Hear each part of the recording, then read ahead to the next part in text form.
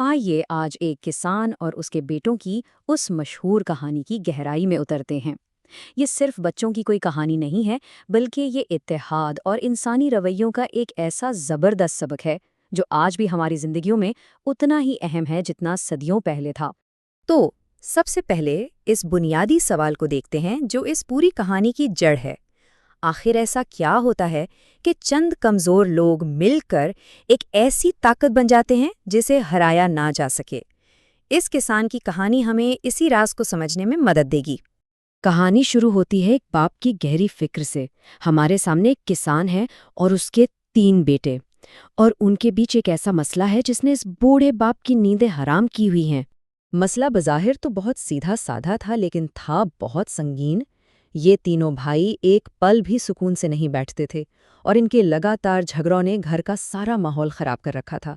یہ کوئی معمولی نوک جھوک نہیں تھی، بلکہ خاندان کے ٹوٹنے کا ڈر تھا۔ اور اس لڑائی جھگڑے کا انجام کیا ہوتا؟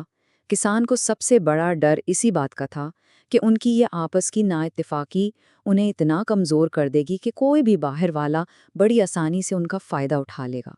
بات صرف مستقبل کی نہیں تھی، بات ان کی بقا کی تھی۔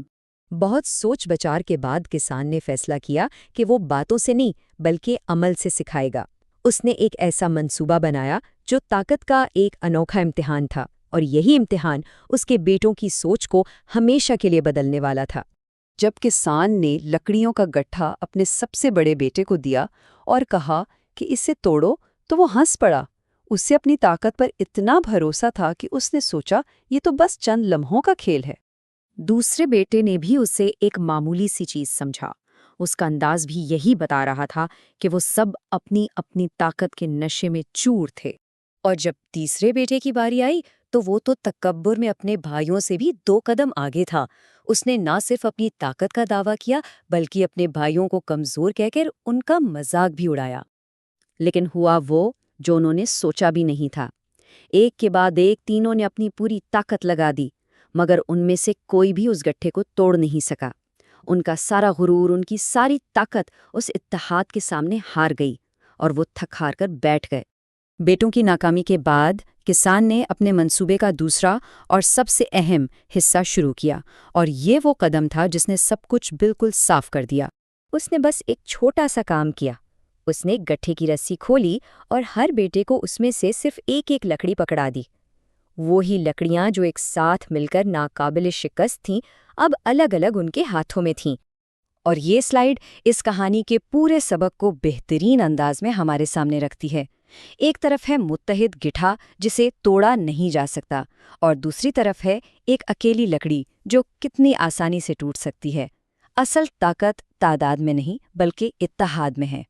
کسان نے بیٹوں سے کہا، اب ان لکڑیوں کو توڑو، اور اس کا جملہ ختم ہونے سے پہلے ہی تینوں لکڑیاں پل بھر میں ٹوٹ گئیں۔ ٹک ٹک ٹک۔ یہ آواز صرف لکڑیوں کے ٹوٹنے کی نہیں تھی، یہ ان کے غرور کے ٹوٹنے کی آواز تھی۔ اور بس اسی لمحے بیٹوں کو آخرکار وہ سبق سمجھ آ گیا جو ان کا باپ انہیں سکھانا چاہتا تھا۔ یہ صرف طاقت کا کوئی کھیل نہیں تھا، بلکہ یہ زندگی کے سب سے بڑے اصولوں میں سے ایک کا عملی مظاہرہ تھا۔ ان تینوں کو ایک ساتھ یہ احساس ہوا کہ اگر وہ آپس میں لڑتے رہے تو وہ ان اکیلی لکڑیوں کی طرح کمزور رہیں گے جنہیں کوئی بھی توڑ سکتا ہے، لیکن اگر وہ مل کر ایک ہو جائیں تو وہ اسی گٹھے کی طرح مضبوط اور ناقابل شکست بن جائیں گے۔ تو آخر یہ اتحاد ہے کیا؟ یہ صرف ایک ساتھ کھڑے ہونے کا نام نہیں، بلکہ یہ وہ کیفیت ہے جہاں کچھ لوگ مل کر ایک ایسی قوت بن جاتے ہیں جو ان سب کی انفرادی طاقتوں کے مجموعے سے بھی کہیں زیادہ ہوتی ہے۔ اور یہی اس کہانی کا نچوڑ ہے۔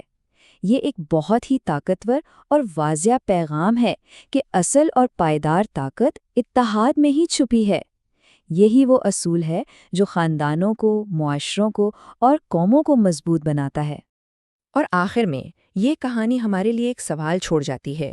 ہماری اپنی زندگیوں میں وہ کون سی اکیلی لکڑیاں ہیں جو تقسیم کی وجہ سے کمزور ہیں، اور وہ کون سا مضبوط گٹھا ہے جسے ہم اتحاد کے ذریعے بنا سکتے ہیں، چاہے وہ ہمارے خاندان میں ہو، ہمارے کام کی جگہ پر یا ہمارے معاشرے میں۔